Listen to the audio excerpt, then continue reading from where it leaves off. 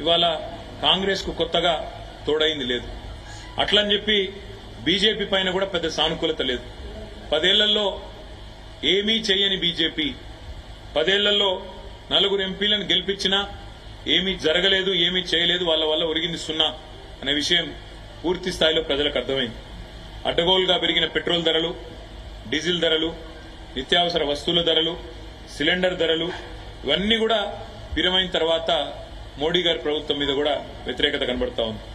మేము కూడా చాలా ఆలోచనతోనే ప్రతి నియోజకవర్గంలో ఈసారి బలమైన అభ్యర్థులను, అందులో కూడా సామాజిక సమతూకాన్ని పాటిస్తూ 17 పార్లమెంటు సీట్లకు గాను 12 జనరల్ సీట్లుంటే అందులో 50% అంటే సగం బీసీ అభ్యర్థులకు కేటాయించి మరి ఒక సామాజిక సమతూకాన్ని పాటించింది, బలహీన వర్గాలకు న్యాయం చేసింది బీఆర్ఎస్ పార్టీ.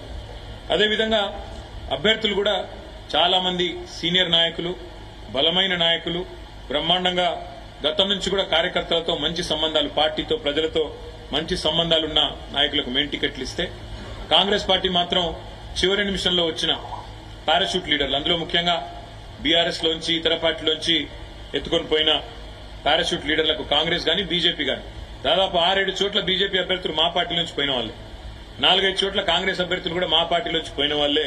కాబట్టి సొంత పార్టీలోనే, వాళ్ళ సొంత పార్టీ కాంగ్రెస్ లోనే వారి పట్ల విముఖత, వ్యతిరేకత కూడా స్పష్టంగా కనబడ్డది.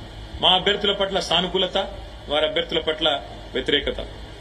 మొదలు ఒక 2 నెలల కిందట అసలు బీఆర్ఎస్ కు సీట్లే రావు, ఒక్క సీటు కూడా వస్తే ఎక్కువ అని చెప్పి స్వయంగా ముఖ్యమంత్రి రేవంత్ రెడ్డి ఒక్క సీటన్నా గెలుచుకొని చూపెట్టండి అన్న పరిస్థితి నుంచి ఇవాళ 2 జాతీయ పార్టీలకు ముచ్చెమటలు పట్టించే స్థితి నెల రోజుల లోపలనే తెచ్చింది మా గులాబీ దండు, మా గులాబీ సైనికులు అనే మాట కూడా నేను విజ్ఞప్తి చేస్తా ఉన్నా.